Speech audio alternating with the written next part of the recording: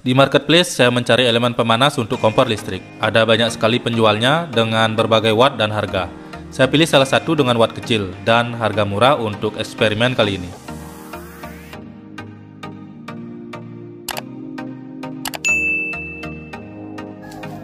Untuk membuat kompor listrik, saya menggunakan ember plastik bekas cat tembok ini. Tentu teman-teman akan berpikir, kenapa ember plastik? Kan itu tidak tahan panas jika kena suhu yang tinggi. Tonton terus videonya sampai habis, biar nggak gagal paham. Embernya saya potong menjadi setinggi kira-kira 20 cm. Saya ambil bagian bawahnya. Ini kaleng bekas susu. Saya potong dan ambil bagian bawahnya kira-kira 5 cm. Diameter kaleng ini lebih kecil dari diameter embernya. Sisa-sisa susunya saya bersihkan dahulu.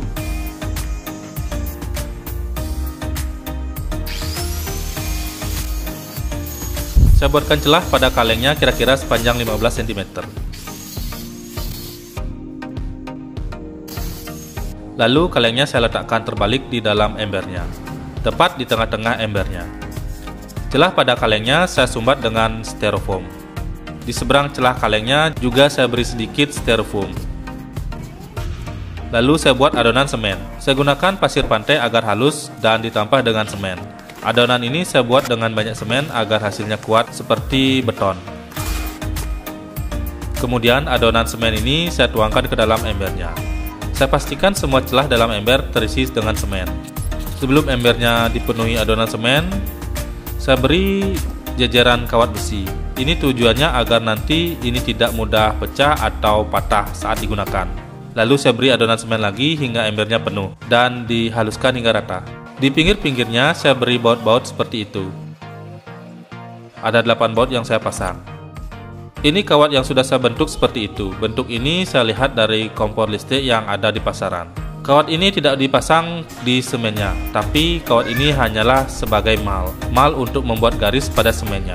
Tanpa kawat ini pun sebenarnya bisa saja. Setelah kawat mal ini diangkat, terlihat garis acuan untuk saya mempermudah mengeruk semennya menjadi cekungan yang agak dalam. Di ujung-ujung kerukannya ini saya tusuk dengan katik sate. Tusukannya ini tembus hingga mengenai styrofoam penyumbat di celah pada kaleng bagian bawah tadi. Dan ini semen pada ember yang sudah kering. Kerukan cekungannya sudah saya perbaiki saat semennya sedikit mengering. Embernya saya bersihkan dari sisa-sisa semennya. Gambar tulisan merek pada embernya juga saya hilangkan. Setelah bersih, bagian bawah embernya saya lubangi.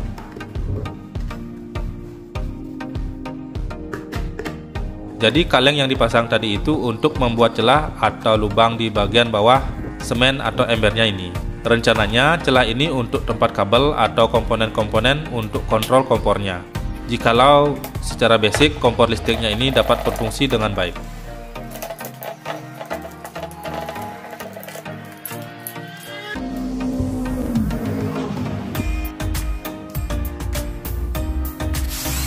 Saya buatkan lubang untuk tempat kabelnya.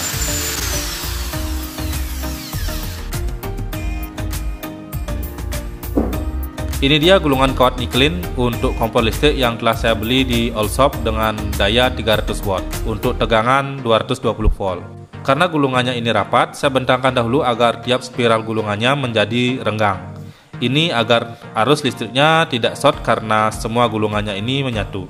Setelah terbentang, lalu elemen pemanas ini saya pasang di cekungan betonnya. Diameter gulungan elemen pemanas ini adalah 5 mm. Jadi sebaiknya cekungan betonnya ini lebih besar dari 5 mm.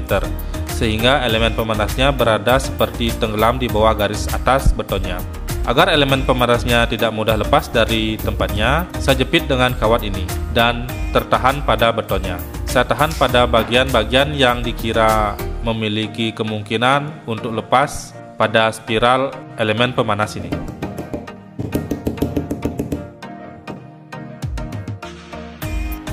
Ini bekas rice cooker, kabelnya saya ambil.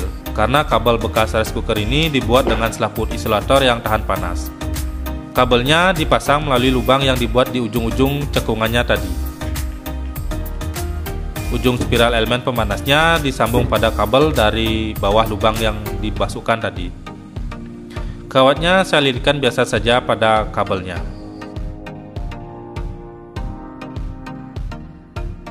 Lalu saya jepit dengan tang agar tidak mudah terlepas.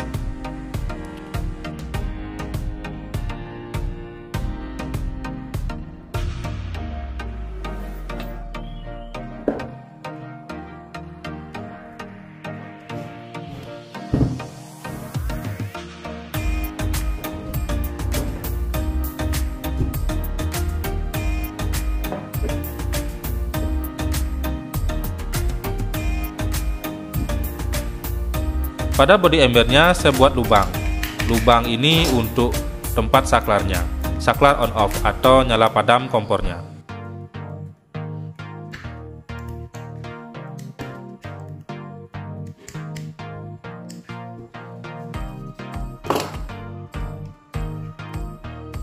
Saya pasang kabel untuk stop kontak arus listriknya.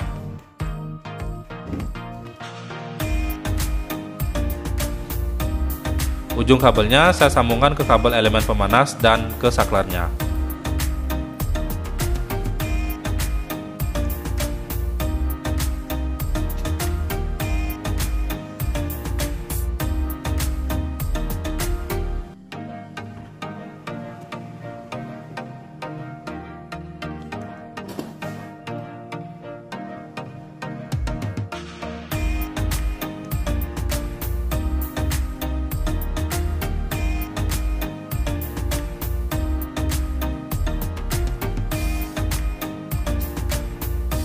Agar kabelnya tidak mudah copot saat tertarik, maka saya beri penahan dari kawat ini.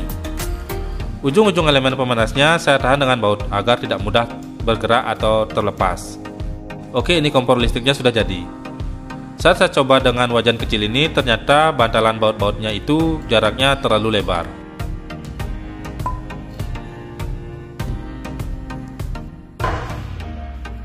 Lalu saya pakai wadah sayur ini untuk percobaan agar pas duduk di bantalannya. Saya coba memasak sedikit air untuk tahu berapa lama waktu untuk mendidihnya. Cuknya saya pasang pada stop kontak. Saya on-kan saklarnya. Kalau dirasa ini sangat lama membuat air di wadah ini untuk mendidih. Mungkin karena wattnya yang sangat kecil, hanya 300 watt saja. Di dalam wadahnya ini hanya terasa hangat saja, dan terlihat hanya gelembung-gelembung kecil di dasar wajan ini. Kompor 300 watt ini tidak lebih baik dari kompor listrik dari elemen pemanas bekas rice cooker ini. Ini lebih cepat mendidihkan air. Mungkin lain kali akan saya ganti dengan elemen pemanas dengan daya yang lebih besar, sekitar 600 watt mungkin. Saya rasa kompor 300 watt ini hanya cocok digunakan untuk menghangatkan makanan saja. Misal makanan yang dihidangkan di atas meja prasmanan.